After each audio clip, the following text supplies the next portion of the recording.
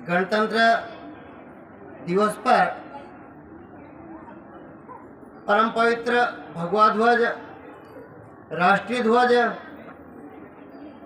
प्रणव अक्षर, ब्रह्मनाद ओम, ज्ञान की अधिष्ठात्री देवी मां शारदे, भारत माता, मंचासीन अतिथि, इस नगर कर्नावत के गणमान्य नागरिकगण, अभिभावक, बंधु भगिनी, सम्माननीय आचार्य, वंदनीय अतिथि, प्यारे प्यारे भैया बहनों, आज हमारे गणतंत्र को लागू हुए 75 वर्ष हो गए। 76 वर्ष में हमने प्रवेश किया और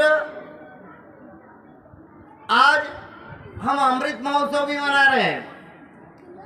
इस अमृत महोत्सव की बेला में प्रत्येक विद्यालयों के द्वारा, प्रत्येक संस्थाओं के द्वारा हम यह न भूले कि हमारा एक कानून बना है, संविधान बना है, उस संविधान के अनुसार ही भारत का यह गणतंत्र, प्रजातंत्र, लोकतंत्र चलता है।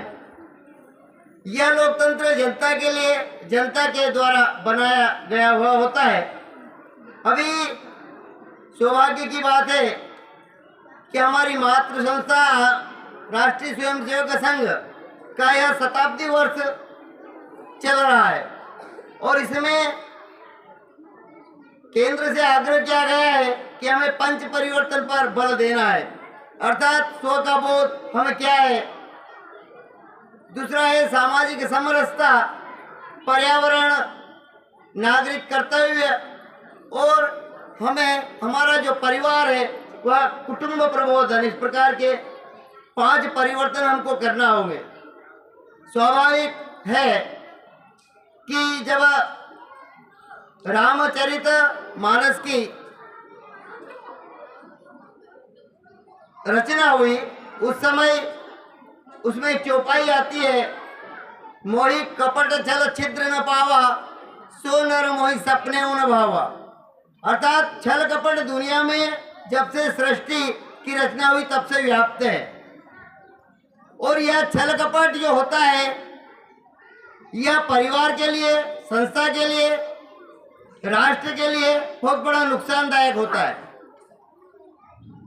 और यदि ऐसा नहीं होता तो हम सब यह कार्यक्रम नहीं मनाते, क्योंकि इस देश में अच्छे राजा हुए हैं, अच्छे नागरिक हुए हैं, लेकिन कुछ लोग ऐसे हुए हैं जो स्वार्थी तत्व, जिन्होंने केवल अपना भला चाहा, जिनको इस राष्ट्र ने जय चंदों की संज्ञा दी है। और इस प्रकार हमारा देश 1857 में ही आजाद हो जाता, लेकिन अंग्रेजों की डिवाइड एंड रूल नीति के कारण और हमारे अपने स्वार्थ के कारण हमने इस देश को आजाद होने ही नहीं दिया। और फिर लॉर्ड मैकाले आया, उसने ऐसी रणनीति बनाई कि आज का प्रत्येक बच्चा, प्रत्येक युवा, प्रत्येक प्रौढ़ और प्रत्येक वृद्ध, उसको उसने अंग्रेजी गुलामी का मानसिक गुलाम बना दिया है। लेकिन चाहे हजारों दरवाजे बंद हो जाए, एक दरवाजा खुला रहता है। आज से कई वर्षों पहले स्वामी विवेकानंद जी ने कहा था कि इस भारत माता में से ही कोई ऐसा सपूत पैदा होगा जो इस अंधकार रूपी तमस को आदित्य रूपी प्रकाश से हटाएगा। और आज वह परिवर्तन हम देख रहे हैं। इसलिए विद्या भारती का लक्ष्य केवल बच्चों को पढ़ाना ही नहीं है। विद्या भारती का लक्ष्य भी अमृत वचन में आया था, इस प्रकार की राष्ट्रीय शिक्षा प्रणाली का विकास करना है जिसके द्वारा ऐसी युवा पीढ़ी का निर्माण हो सके जो हिंदुत्व निष्ठ राष्ट्रभक्ति से ओतप्रोत हो, शारीरिक, प्राणिक, मानसिक, बौद्धिक एवं आध्यात्मिक दृष्टि से पूर्ण विकसित हो तथा जो जीवन की वर्तमान चुनौतियों का सामना सफलता पूर्वक कर सके और उसका जीवन ग्रामों, वनों, गिरिकंदराओं एवं झुग्गी झोपड़ियों में निवास करने वाले दीन दुखी अभावग्रस्त अपने बांधवों को सामाजिक कुरीतियों, शोषण एवं अन्याय से मुक्त कराकर राष्ट्र जीवन को समरस, सुसंपन्न एवं सुसंस्कृत बनाने के लिए समर्पित हो। मैं उन अभिभावकों के प्रति हृदय से आभार व्यक्त करता हूँ जिन्होंने अपने बच्चों को सरस्वती विद्या मंदिर में प्रवेश दिलवाया है। और मैं आपसे ये वादा तो नहीं करता, लेकिन आपको विश्वास दिलाता हूँ कि ये जिस प्रकार आप इनका बचपन संवार रहे हो ना, ये आपको आजीवन साथ देंगे, ये मैं आपको भरोसा दिलाता हूँ। इसमें किसी भी प्रकार का संदेह नहीं है।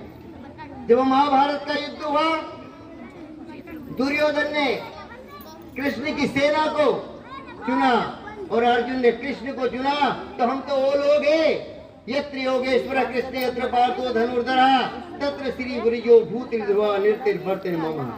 हम केवल हमारे लिए नहीं जी रहे, हम इस राष्ट्र के लिए जी रहे हैं और परम वैभव तक ले जाना हमारी मातृ संस्था का लक्ष्य है। जग सिर मोर बनाए भारत भी हमारी मातृ संस्था का लक्ष्य है और उसी प्रकार हम उसके अनुषंगिक संगठन के नाते इस लक्ष्य को जन जन तक पहुंचाएंगे।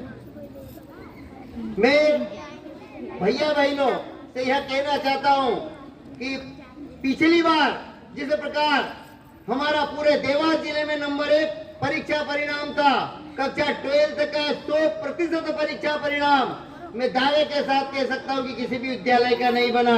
और यह केवल हम जैसे जो लघु बुद्धि के टीचर है उनके ऊपर भी कर्णेश्वर महादेव की कृपा हुई, और जिस पर कर्णेश्वर की महादेव की कृपा होगी ना, उसका कोई बाल विवाह नहीं कर सकेगा। इसलिए मैं उन अभिभावकों को भी यह विश्वास दिलाता हूं कि आपके बच्चों के लिए हम 100% प्रयास करेंगे। अभी जो कार्यक्रम हुआ, हमारे दायित्ववान कार्यकर्ता ने कहा कि आप एक बार अभ्यास देख लीजिए। मैंने कहा ठीक है, मैं आता हूँ। मैं जानबूझकर नहीं गया। क्यों? क्योंकि मैं यदि कार्यक्रम को देख लूंगा तो मुझे वो आनंद नहीं आएंगे।